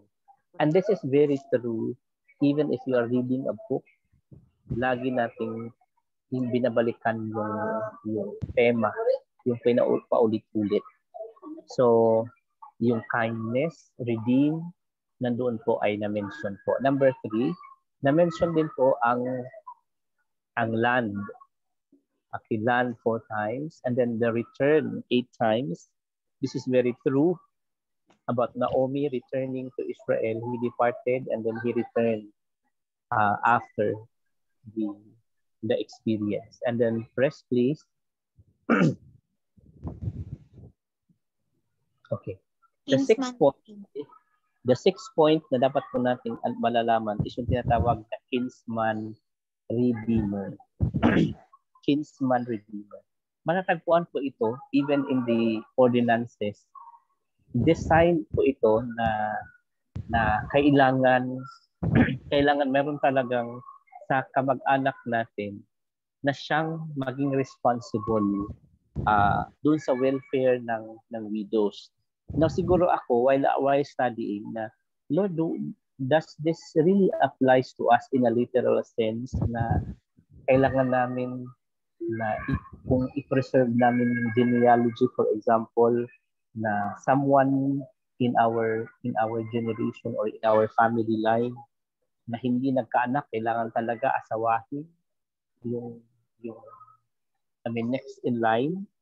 And then when I resolve to thinking in a deeper perspective about Jesus being the kinsman redeemer, okay, I resorted na hindi naman pala talaga siya literally na kailangan i-practice in our time, especially with the difference in culture. Kasi sa atin, may difference in culture naman talaga. Ang ating tinitingnan dito, yung kinsman redeemer in the aspect of the ultimate kinsman redeemer in the person of Jesus Christ. So, pero pinag-aaralan natin kasi itong Book of Ruth is the fulfillment of the ordinances culturally being practiced beforehand, and it was also being enacted as laws of the land in Israel. Dito, yeah. Kasi napapractice din ng mga Muslim yan. Yung mga divorce, babae nila. Kasi yung kapatid, yung hipag ni Najib, she got divorced. So, sinasabi ni Najib na she can marry the nearest relative to redeem her.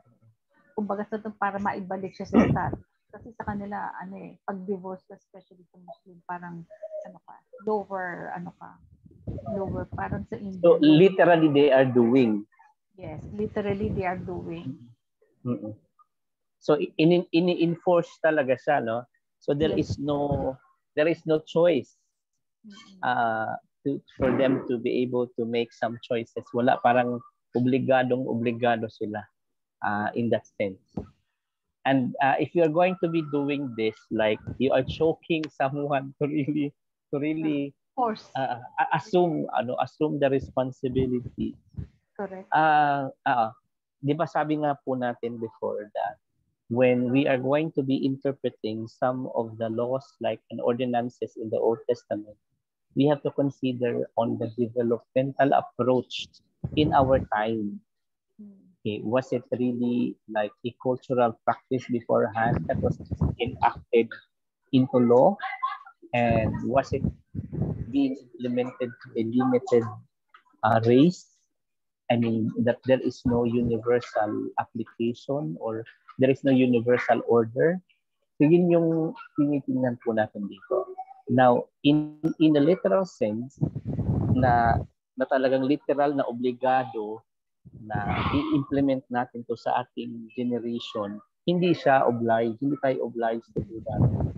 Tinitingnan natin siya in a greater perspective to which Jesus became our ultimate kinsman redeemer because he is our Savior. Pero tinitingnan natin siya kasi ngayon dahil part siya ng ating curriculum. So now, ang kinsman redeemer, according to the culture and ordinance, this aim to protect the widows para they are going to be taking care also about their needs. Number 2, ang kinsman redeemer had obligation to, number 1, to redeem the land, which is ginawa ni Boaz, no? Okay, ginawa ni Boaz. Now, there was a scripture here in Leviticus chapter 25, verses 25 to 28 na ayun, nung naging poor, which is true naman para kay Naomi, naging poor siya, kaya nga tinatawag niya sa sarili niya Mara. Kaya the nearest relative has to assume the responsibility being the kinsman redeemer. So that's number 1, to redeem the land. Pero na-puzzle po ako nitong number 2, letter B. Ano sinabi niyan, Sister Jo? Enslaved people. Enslaved people. How are you going to reconcile that? A kinsman redeemer can enslave people? In what sense? Siguro walang freedom, di ba? Sabi mo nga, you are forcing because of yun ang law na kailangan, di ba? Kailangan nilang i-redeem. So walang freedom yung tao to choose. Kaya siguro yun yung Siguro kung titingnan natin kasi yung enactment ng law na to, when you are going to be redeeming a relative, somewhat along the way may mga may mga servant din siguro na kasama doon.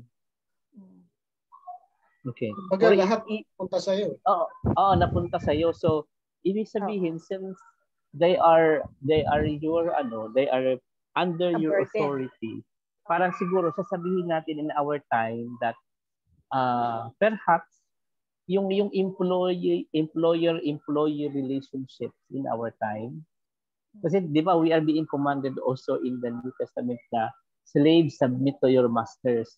So hindi naman siguro ito yung slave na nakaposas ka and then nakapapakainin ka lang na gano'n. But sinasabi, sinabi din ni Apostle Paul na yes, Jesus gave us freedom, but we are not really free. Kumbaga, kung sino yung bumili ng freedom mo, you're slave to that guy, to that man. Yeah. So that's the illustration now. That becomes clearer. So since the ultimate kinsman redeemer natin is Jesus Christ, so we are no longer the owners of ourselves, but we are now slave, but at least to our master. Slave of Christ. Yeah, slave of Christ. But I'm also looking in the aspect of employee-employer relationship, to which the employer can exhaust the way he managed in order that the employee is going to become productive within a duration of a time to which, kasi sinasabi dito sa enactment ng Leviticus, kung yumaman na yung slave, he can redeem himself. Pwede nang bilhin sarili niya. Pwede na, he can emancipate himself. Dumatating na si Sister Badet. Okay. Basta question. Bakit ngayon wala ng redemption? Yung mga kamag-anak mo mismo kinakatuwa. Ayan to, what's called it? Kinakailaka. Siguro ngayon sa ating mga believer, the kinsman redeemer, the kinsman redemption must be retained in some form to which yung yung sa property o sa land na nagtutulungan. Meron pa yan sa property. Sa kunyari, yung ancestral house nyo, okay, sige, pwede nyo tiran yan.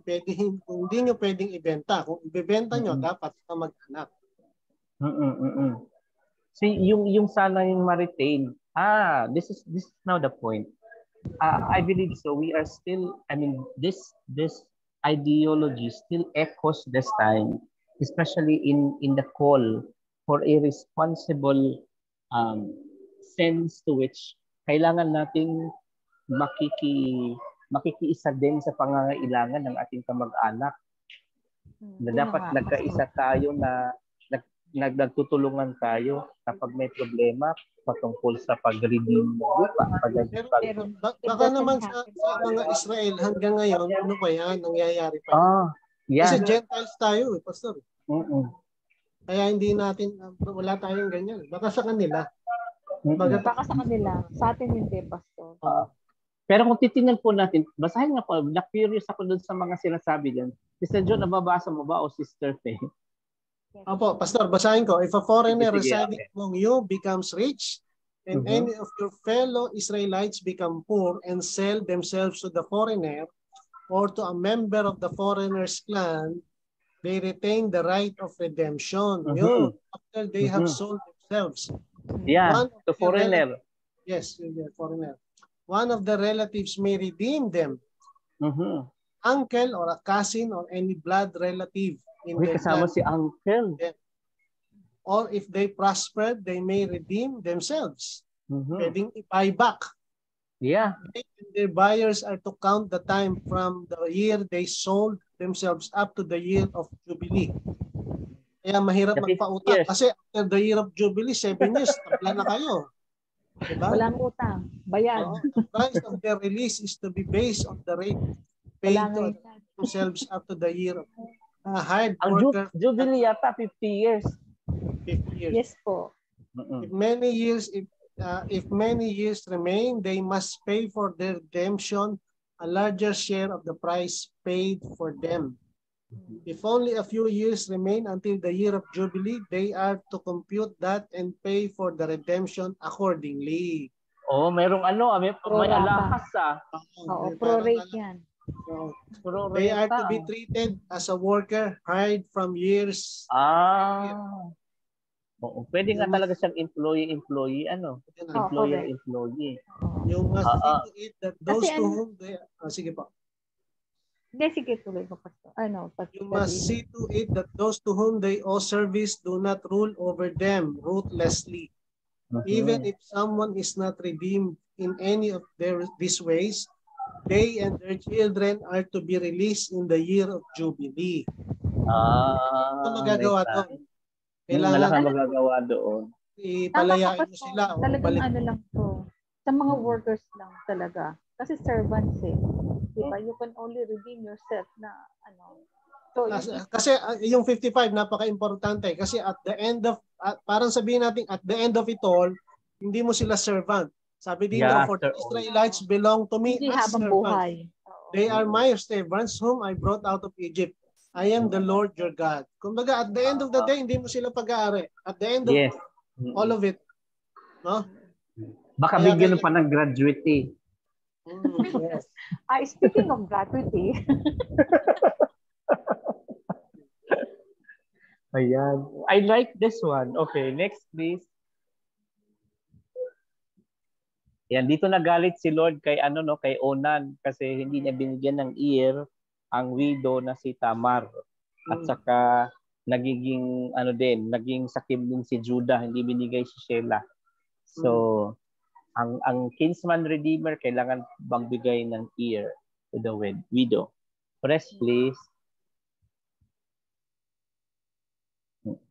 Okay. Boaz marriage to Ruth ties the redemption of Elimelech's property. Kasi nga po ay nangyari na matay si Elimelech. And then in Ruth chapter 4 verse 5, one day you buy the land from Naomi, you can acquire Ruth and the Moabite, the dead man's widow. And then 4 verse 10, I have acquired Ruth the Moabite. So ito talaga ang completeness of the action based on the enactment. Yes po. Kasi diba si Elimelech sa kanyang property, nung namatay siya, tapos namatay yung mga anak ng lalaki, walang hawak si Naomi. Oo. Unlike now, pag namatay yung asawa mo, napupunta sa'yo. Parang din yan, parang sa Muslim din. Kasi pastor nung namatay si Najib, hindi napunta sa asawa niya. Napunta dun sa anak niyang lalaki. Kaya masama ang loob nila kasi yung anak niya sa lalaki sa London, yun na nakakuha na lahat kasi siyang panganay. So, malaga talaga, dapat talaga yung mga property natin may titulo, Exactly. Para kasi dito nakikita ko si Naomi, kaya siguro redemption of the property of Elimelech, walang hawak na si Naomi. Wala na siya, kaya siya naging poor. Hindi na sa kanya yung property. Saka, baka kasi nung umalis sila ng Bethlehem during that time, hindi nagpagawa ng last will and testament. Hindi, baka binenta pastor kasi lumipat na sila eh. Most likely, no? Oo. Oo. Ano tayo? Apologetics tayo ngayon. Ito yung mga senaryo. Kasi last. nag-abroad na sila eh. Nagpunta sila ng Moab eh. Baka binenta na nila. Kaya wala na silang property. So, kailangan i-redeem. Correct. Kailangan i-redeem. Kailangan i-buy back. Oh. Or else, baka merong nung umalis sila, doon sa property nila, may nag-squatter. Baka naman, Pastor, dahil sa Bible nga, hindi masyadong nare-recognize sa mga babae. They don't even have the right for the property. If you see, most of the property or lands are owned by men. Di ba, Pastor? So, dapat may kasulatan. Hindi. Baka kasi nakapangalan kay Kilion at saka kay Mahlon. Namatay na din. Ang daming senaryo. Dinamatay na din, di ba? So, kailangan talaga, problema, ang laking problema nito, no? Ang laking problema ni Naomi. Kaya nga pala, ang tawag niya talaga ay Mara ang pangalan niya kasi wala na siyang maasahan pagbalik ng bitter na talaga siya, no? Yeah. Okay, next. Kaya nga, di ba, ang Pastor, ano ba to? Yung widow is the, parang lowest in the society. And then, ang sabi pa nga doon is that wala silang tagapagtanggol kasi nga kapag widow, expected na poor. Yes. Lowest in the society. Lowest siya. Okay. Ano pa yung nababasa natin dyan? Sige nga po, Sister Jo, nababasa number 4. Boaz's redemption of Ruth is a shadow of God's redemption of Israel from Egypt.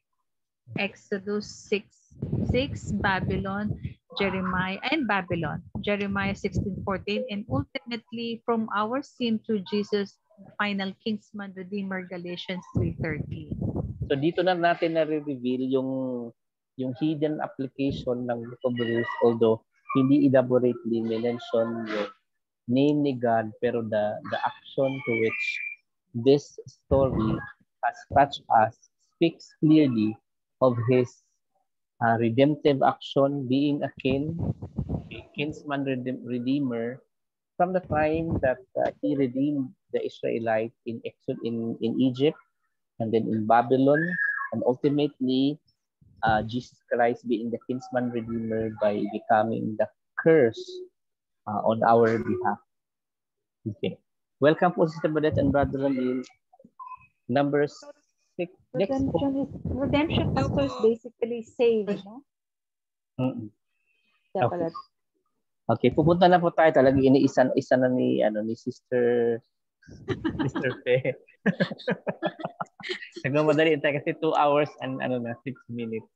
So, yung outline, makikita natin yung outline. It's just the outline of the book. If you have time, you can really read the Book of Ruth, but you can really concentrate on reading based on this illustration. May bitter days, pero bago mag-end ang bitter days, may joyful celebration, and then to a point where there is a blessing ng genealogy na hindi lang talaga genealogy but great genealogy ang makikita natin.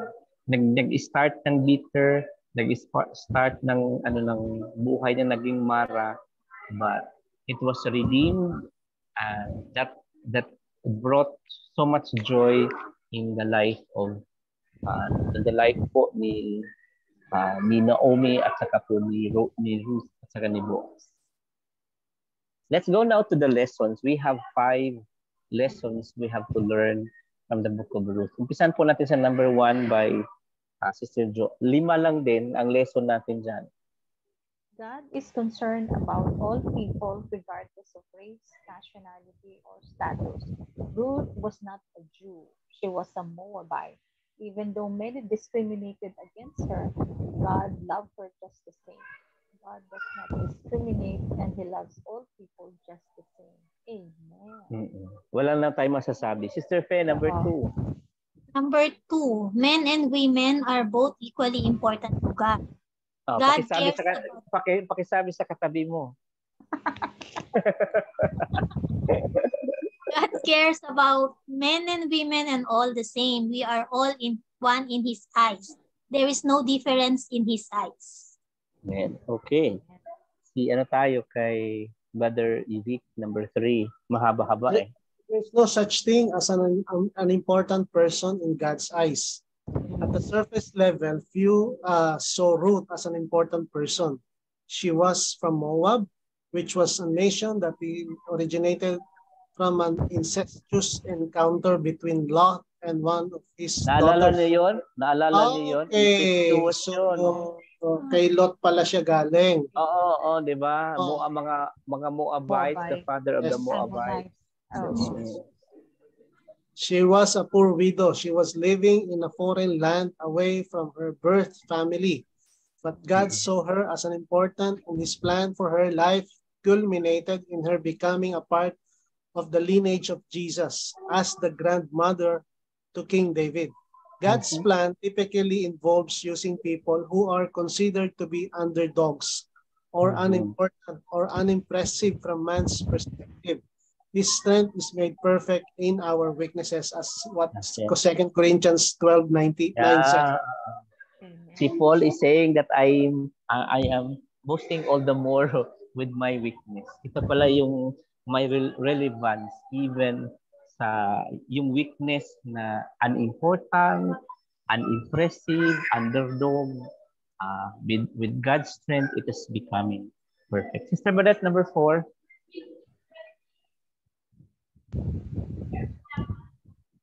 God uses little things to accomplish great plans. What an amazing plan God had for a series of little things that all added up to important pieces in God's big plan. God intended for Ruth to be a part of the story of the lineage of Jesus.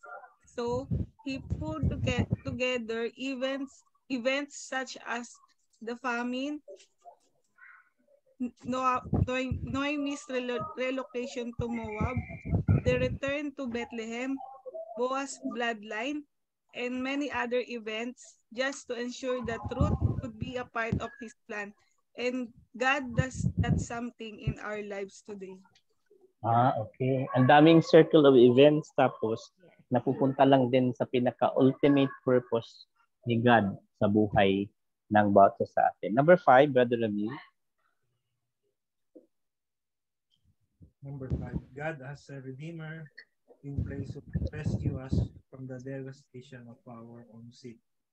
God has a Redeemer for our lives too, and His name is Jesus. Boaz was a type, prophetic symbol of Christ and His redemptive work in our lives today. We are all desolate as a result of our sinful nature. We are empty, just as Naomi was empty and devastated after she had lost everything and returned with it. Our sin has rendered us empty and desolate spiritually. But Jesus is willing to redeem us. He wants to rescue us from the penalty of our sin. And all we have to do to be rescued, follow Him in faith, ask Him to save us. And praise God. And in conclusion, meron pa palang conclusion, no? Pastor, nawala volume mo. May conclusion pa. Wala akong volume. Wala akong volume. Ano nangyari sa volume ko? May conclusion pa daw. May conclusion pa po. Breast. Yan. Dahil wala akong conclusion, si Sergio ulit magbabasa. Babalik tayo sa una. The book of Ruth presents a powerful story of God at work, directing events from all sides to take care of His people and, more importantly, to accomplish His purposes. Faithfulness, both God's faithfulness to people and people's faithfulness to God, is enacted through work and its resulting fruitfulness. The character in the book worked diligently, justly, generously, ingeniously, in accordance with God's law and inspiration. They recognize the image of God in human beings and they work together in harmony and compassion. Okay, ang daming justly, diligently, ingeniously. Press again, Sister Feta, yun. Mahaba-haba yan. From the events in the book of Ruth, we can conclude that Christians today must recognize not only the dignity but also the value of work. Work brings glory to God. It brings benefit to others. It serves the world in which we live. As Christians today, we may be accustomed to recognizing God's hand most clearly in the work of pastors, missionaries, and evangelists. But theirs is not the only legitimate work in the kingdom of God. The book of Ruth reminds us that ordinary work, such as agriculture, is a faith-filled calling. Whether it is performed by wealthy landowners or poverty-stricken for foreigners, feeding our families is holy work. And anyone who has the means to help others feed their families becomes a blessing from God. Every legitimate occupation is God's work. Through us, God makes, designs, organizes, beautifies, helps, feeds, cultivates, cares, heals, empowers, informs, decorates, teaches, and loves. We are the wings of God. Oh, I like that one. We are the Wings of God. Ang dami naman ng application niya. Lastly, may last pa na conclusion siya. Brother Ivic, lastly. And then pa-close na rin in prayer. Okay, our work honors God when we treat co-workers with honor and dignity. Whether we have the power to shape other working conditions or whether we put ourselves at risk by standing up for others. We live out our covenant with God when we work for the good of our fellow human beings, especially the socially and economically marginalized. We honor God when we seek others' interest, do everything in our power to humanize their work and advance their well-being. Amen. Another very remarkable lesson. Yes. Ito. Amen. Praise God. Close prayer na po tayo. Sige po, Father, we thank you. Salamat po, Panginoon, sa story na narinig namin about Ruth, about yung faithfulness mo, about you working, Lord, behind our back, Panginoon, na kahit na hindi namin nakikita, patuloy kang gumagawa, kumikilos, Panginoon. Salamat po, Lord, sa Jesus as our Kingsman Redeemer. Panginoon, this is just the shadow, Panginoon, yung storya ni Boaz, yung storya ni Ruth. It's just a shadow. Yung tunay mong ginawa, Panginoon, Lord, niligtas mo kami, nagkatawang tao ka. You redeem us, Panginoon, from the bondage of sin, the bondage of hell, the bondage of, Lord, destruction sa buhay namin, Panginoon. Salamat po, Panginoon. Tunay nga na ikaw yung nagbayad, ikaw yung tumubos, ikaw yung nagbigay ng buhay para sa amin. Ganon ka nagkatawang tao. Yun ang dahilan kaya ka nagkatawang tao, Panginoon. Not just willing, but you were able to do it, Panginoon, sa buhay ng tao.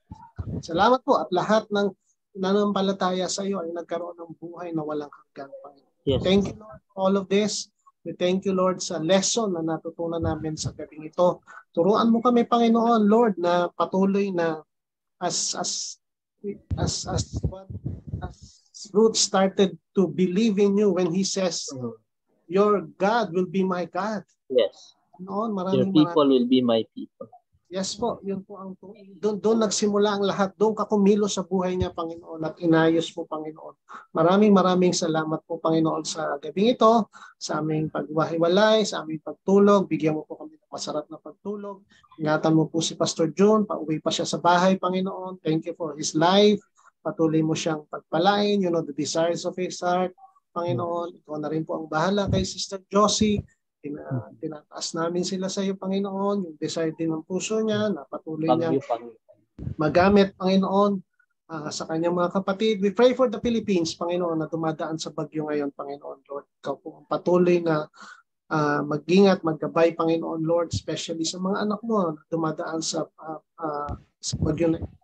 Thank you, Lord, for all of these things, Panginoon, na patuloy mong ginagawa sa bawat isa sa amin, sa pag-uwi ni Padet, ni Ramil, ang family nila, Panginoon. Thank you, Lord, for the life, the opportunity that you have given to them na makapagbakasyon after so many years, Panginoon.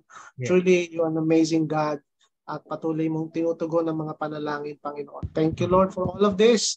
Salamat po, Panginoon. Tulungan mo kami na patuloy naming maunawaan, maintindihan yung mga salita na patuloy naming naririnig, Panginoon. Lord, mangusap ka sa amin na patuloy mong ipagkaloob yung salvation na binigay mo sa amin, Lord, na share namin as you, as our Kingsman Redeemer. Hindi dahil hindi mo lang kami niligtas para sa amin. We have families, Lord Jesus, that needs your salvation also. We have families to hear this gospel, Panginoon. Bigyan mo kami ng oportunidad, Panginoon. Ma-share sila sa mga kasama namin sa trabaho, Panginoon. Maraming salamat po, Panginoon, sa lahat. We honor you and praise you in the mighty name of Jesus. We pray. Amen. Amen. Tayo po yung magpa-picture. Oo, yung book of fruit pala, kwento nila Badet at saka ni Ramon. From bitterness to joy. Okay po. Okay. 1, 2, 3, smile. Going back to Bethlehem. Yes. Yes. Redemption. Talaga yung ano. O, sige po. Picture tayo. Isa pa. 1, 2, smile. To si Naomi, talagang bitter talaga to si Badet.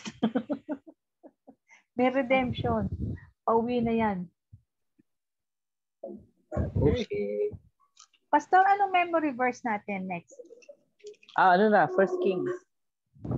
First King or First Samuel? Sorry. First, ano bang sunod? First Samuel. First Samuel pala, sorry. First Samuel. Okay, First Samuel. First Samuel ba tayo? Okay. Okay. Thank you po. Good night. Good morning, everybody. God bless. Oh, naano pa natin ha? Natagalan natin yung bagyo. Ayaw nga.